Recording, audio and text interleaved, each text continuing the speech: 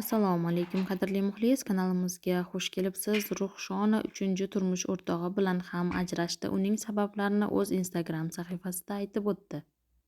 Ajrashgan ayol uchun naqadar og'ir ekanligini tasavvur ham qilolmaysiz, ayniqsa uning 2 farzandi bo'lsa. Mana 6 oydirki chidashga harakat qildim.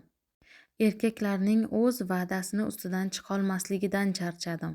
Turmush qurishdan oldin osmonchalik va'dalar berishadi, ammo o'z maqsadiga erishgandan so'ng sizni o'yinchoq deb o'ynatib tashlab ketishadi.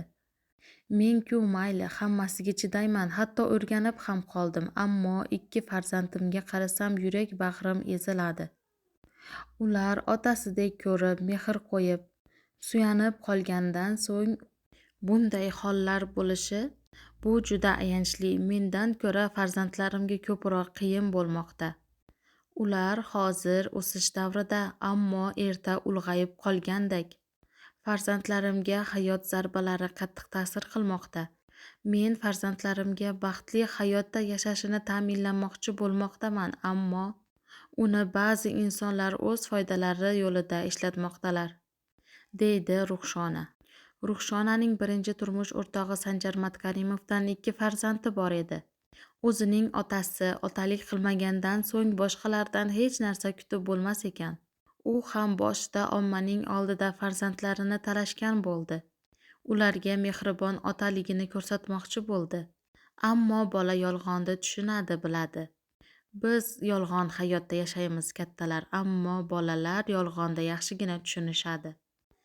Ajrashganimizdayoq farzandlarimni mendan olib qo'ymoqchi bo'lgan, men tomonga turli tuhmatlar yog'dirgan. Shunda ham jim ketdim. Ikkinchi turmush o'rtog'im ham osmon bo'yi va'dalar berdi. Birinchi turmushimdan ajrashganimga 2 yil bo'lgandi. Menimcha vaqti keldi deb ishonch bildirdim.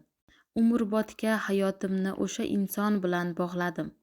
Har qalay men shunday niyat qilgandim. Ammo har narsa siz o'ylagandek bo'lavermas ekan, mayli turmush sinovlari.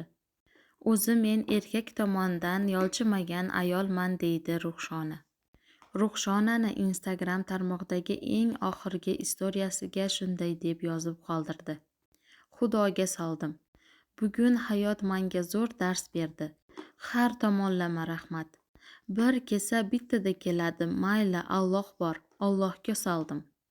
Men hech qachon farzandlarimdan voz kechmayman va hech kimga farzandlarimni xo'rlatib qo'ymayman, deydi Ruhshona.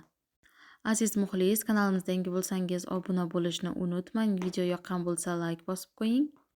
Fikrlaringizni izohlarda yozib qoldiring, biz uni albatta o'qib chiqamiz.